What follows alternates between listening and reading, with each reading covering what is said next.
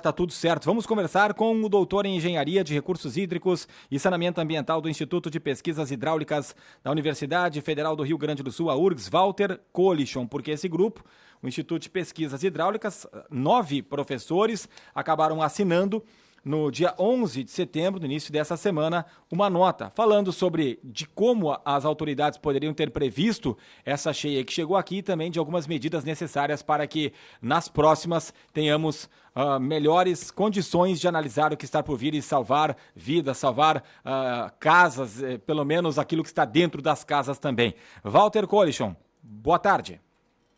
Boa tarde, um prazer estar falando com vocês aqui. Da mesma forma. Primeiro, Walter, acho que é importante a gente pontuar. Você trabalha na URGS, mas tem a ligação com o Lajeado também, correto? Sim, eu nasci em Lajeado, passei toda a minha infância aí. Eu só saí de Lajeado para vir morar em Porto Alegre aos 18 anos, né? Bom, então conhece o nosso Rio Taquari, pelo menos já de infância, de adolescência, o rio, e certamente se aprofundou depois a respeito da bacia do Taquariantas. Tenta dar uma resumida para a gente naquilo que tem a nota, quais são as ponderações aí que o grupo de professores do Instituto de Pesquisas Hidráulicas da URGS fez com base naquilo que a gente viu aí nos dias 4 e 5 de setembro aqui na nossa região. A nota ela foi motivada pelo contraste que a gente observou entre o que aconteceu, né, e as condições com que funcionaram as medidas, né, de prevenção. E em contraste com relação ao que poderia ser feito caso a gente tivesse um sistema de monitoramento mais adequado, né? Caso a gente tivesse um mapeamento das áreas inundáveis já mais adiantado, né? Então é isso. A gente, do ponto de vista físico, a gente observa que a água que acabou atingindo a região de Lajeado, por exemplo, né? A gente teria condições de estimar com uma razoável antecedência, porque leva um tempo para essa água viajar ao longo da bacia. Então, um local como Lajeado, por exemplo, teria várias horas disponíveis para a gente poder calcular. E hoje em dia existem as ferramentas técnicas para fazer isso, né? Não funcionou porque a gente tem um monitoramento precário ainda, né? É um monitoramento que é disperso entre várias instituições. Aparentemente não há uma sincronia, um compartilhamento adequado desses dados, né? E então a gente fica muito limitado nessa forma de previsão, tá? E aí, sem uma previsão adequada, depois também começou a falhar a parte da comunicação, né? O rio vinha subindo e não se sabia o que estava acontecendo, né? Os medidores mais confiáveis que a gente tinha, do CPRM em Mussum e Encantado, também, num certo momento, pararam de funcionar por conta da própria intensidade da cheia, né? Então, a gente precisa rever isso aí. Walter, você disse que era possível prever com uma razoável antecedência o que iria acontecer. E a gente escuta muitas pessoas falando, inclusive até algumas pessoas que não são da Defesa Civil, né, moradores que residem há muito tempo em determinadas localidades e que a água nunca tinha chegado, que foi atípico, porque se sabia que depois de tantas horas a água chegaria em alguns locais, como de costume, enchentes aqui na região, mas não da forma que ela veio, que foi com muita força, então muito de repente. Por mais que não tivéssemos o CPRM, né, a leitura que prejudicou muito, talvez uns dizem que não teria como prever o que causou a enchente dessa vez, porque foi muito forte. Uns usam até a expressão de que atingiu Mussum e Roca Salles como uma onda. E isso, né, nessa análise que vocês fizeram, nessa pesquisa, também teria como, entre aspas, prever, mesmo ela vindo dessa forma típica com tanta força? Sim, o que acontece com uma população como a nossa no Vale do Taquari é que ela acaba se acostumando com enchentes menores, né? As cheias que se repetem praticamente todos os anos aí, e uma que outra enchente um pouco maior, né? Mas a gente sabe, a gente tem experiências anteriores, né? Em 1941 aconteceu uma cheia que a gente ainda está pesquisando se é maior ou menor do que essa que aconteceu agora, mas se for maior ou menor é por uma diferença de meio metro, talvez, né, dessa ordem de grandeza. Não é muito maior nem muito menor, é mais ou menos semelhante. E também em 1873 ou 1893 a gente tem registros assim documentais de uma cheia de proporções semelhantes. Quer dizer que ao longo de 150 anos, em Lajeado particularmente, houve 3 cheias com uma magnitude semelhante. Só que isso não está na memória das pessoas. As pessoas se acostumam com coisas que acontecem nos últimos 10, 15, 20 anos, né? Então, quando acontece um evento dessa proporção, sempre é uma surpresa. A gente tem que estar, nesse caso aqui no Vale do Taquari, preparado para o pior, né? O que aconteceu foi uma chuva muito intensa e muito abrangente em muitas regiões. Comparando, por exemplo, com 1941, choveu mais agora na região alta do Rio das Antas, que vem desde Cambará do Sul, Bom Jesus, desde essa região aí, a gente tem uma chuva maior do que houve em 1941, por exemplo. Então, a causa da cheia repentina foi a grande intensidade da chuva em curto espaço de tempo e as características do próprio rio, né? O Rio das Antas e todos os seus afluentes, o Carreiro, o Rio da Prata, o Guaporé, são rios que têm alta declividade, a água vem com muita velocidade, então essa foi a causa.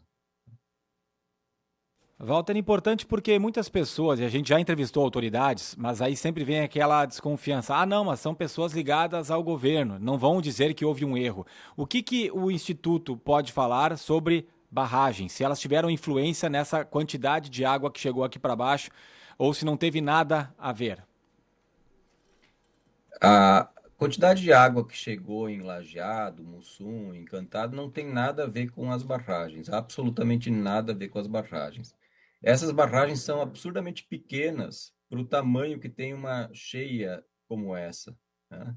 A gente, num projeto há uns 10 anos atrás, a gente tentou fazer uma figura que ilustra, porque o pessoal naquela época estava muito interessado na capacidade de atenuação das cheias que teriam as barragens do Ceram, né?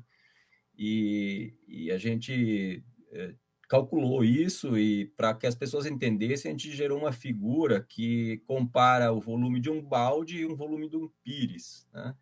Dentro do balde está a água da enchente e o pires é a capacidade das barragens de influenciar essa enchente. É nada. Então, você não segura a água de um balde dentro de um pires, né? Isso é impossível. Ok, deixa Então, eu... o que eu observo assim, no debate sobre esse assunto, as pessoas estão desviando por um tema que não tem nada a ver. É simplesmente deixando de discutir as coisas que são essenciais e importantes e discutindo fake news, Certo. literalmente. E daqui a pouco a gente vai entrar naquilo que deve ser feito a curto e médio e longo prazo na análise de vocês. Mas antes eu queria apenas, porque eu li toda a nota, já recebi ela no início da semana, e a única coisa que eu vou contestar aqui é de que vocês colocam, até você não falou agora nessa questão de horário, que às 5 horas da tarde do dia 4, certo? 5 horas da tarde de segunda-feira, cerca de 24 horas antes da tragédia na casa de Lajeado, a ponte de ferro sobre das Antas, localizada entre Farroupilha e Nova Roma do Sul, foi destruída, o que dava essa possibilidade de retorno. O que eu vou contestar são as 24 horas, Walter, porque para Mussum, para Roca Salles, essa água ela já chegou no final da noite de segunda ainda. E aqui para Lajeado, às 5 horas da tarde, quando aconteceu essa situação envolvendo a ponte, aqui nós já tínhamos quase 18 metros. 19 já é a cota de inundação, então já estava chegando na cota de inundação aqui, e às 5 da tarde da terça, por exemplo, 24 horas depois que vocês analisam ali, o rio já estava até baixando. Então, na verdade, o problema aqui foi até, especialmente a madrugada e o início da manhã. Não sei se vocês tiveram algum tipo de contrariedade em relação a essas 24 horas, que me parece a única coisa que não concordei daquilo que eu li no termo de vocês. Sim, 24 horas é de acordo com a hora que foi informado sobre a questão da casa, né? Eu não sei onde é que em Lajeado está localizada essa casa, estava localizada essa casa, né? Mas para nós foi muito marcante esse horário, 17 horas, certo? Eu sei que o pico da cheia em Lajeado aconteceu antes, talvez lá pelas 2 horas, não sei exatamente, e que antes, já durante a manhã, já havia muitas pessoas, né, com as suas casas sendo atingidas. Então, claro, 24 horas é marcante porque é o tempo entre esses eventos lá longe, né, e esse evento marcante. Para fazer uma previsão, a gente não diz que podemos fazer uma previsão com 24 horas, a gente diz que pode fazer uma previsão com várias horas de antecedência, e até mesmo em Mussum, em Encantado, que não tem tanto tempo assim de antecedência, é possível antecipar o suficiente para que a gente tenha menos risco de fatalidades como as que aconteceram agora. Por quê? Em Lajeado se costuma fazer previsão da cota da cheia com base nas leituras das réguas em Mussum e Encantado, né? Então, existem algumas regrinhas sobre quanto tempo levaria essa cheia para chegar até Lajeado, né? Mas em Mussum e Encantado seria possível fazer previsões obtendo as medições do rio em outros locais mais acima, mais a montante. Por exemplo, né, as próprias usinas do Ceram, por exemplo, na ponte de Antônio Prado, da RS 122, por exemplo, lá na confluência com o Rio Tainhas, por exemplo, ao longo de todo o sistema do Rio Carreiro e do Rio da Prata, que tem inúmeras pequenas centrais hidrelétricas que sim têm monitoramento, né? Então, se sabe, às 4 da manhã, por exemplo, o Rio da Prata estava subindo rapidamente, chegando a vários metros por hora em vários locais, né? Então, essa informação, às 4 da manhã da segunda-feira, essa informação ela tem que ser compartilhada de uma forma mais eficiente. Então, o sistema, né, que a gente tem de previsão, ele tem que incorporar isso. Do ponto de vista técnico, isso é possível, e tendo esses dados sendo compartilhados de forma confiável e com qualidade, é possível, isso eu estou falando do ponto de vista técnico, porque é uma coisa que a gente trabalha no Instituto, é possível fazer previsões de vazão e de nível da cheia mais acuradas, né? A gente poderia, por exemplo, com 6 horas de antecedência, com 7 horas de antecedência, em Mussum, dizer o nível vai chegar pelo menos até tanto. O pico nós não sabemos, mas pelo menos até a cota tal vai ser atingido. Aí quem está incluído nessa cota já pode começar a tomar providências, né? Tá certo, Walter. E nessa pesquisa vocês tratam também de ações que devem ser adotadas a curto, médio e longo prazo. Se você pudesse, de uma forma resumida, falar dessas principais ações que vocês sugerem na nota também. Certo. Uma ação que me parece que é necessária e que o Rio Grande do Sul está um pouco para trás, até do que outros estados, é um mapeamento, um levantamento topográfico de alta resolução, em que a gente pode analisar metro por metro a cota do terreno e analisar depois, com base nisso, a probabilidade de um determinado local ser inundado ou não através de um estudo hidráulico e hidrológico, certo? Então, isso é uma prioridade, não só na bacia do Rio Taquariantas, mas me parece que seria uma reação adequada a esse desastre que houve aí, pensar nessa questão, né? O segundo ponto, que também é prioritário, é deixar de uma forma mais clara assim, a responsabilidade de quem é que deve fazer a previsão, certo? E para ser fornecida para a Defesa Civil, se é a própria Defesa Civil que tem que fazer a previsão.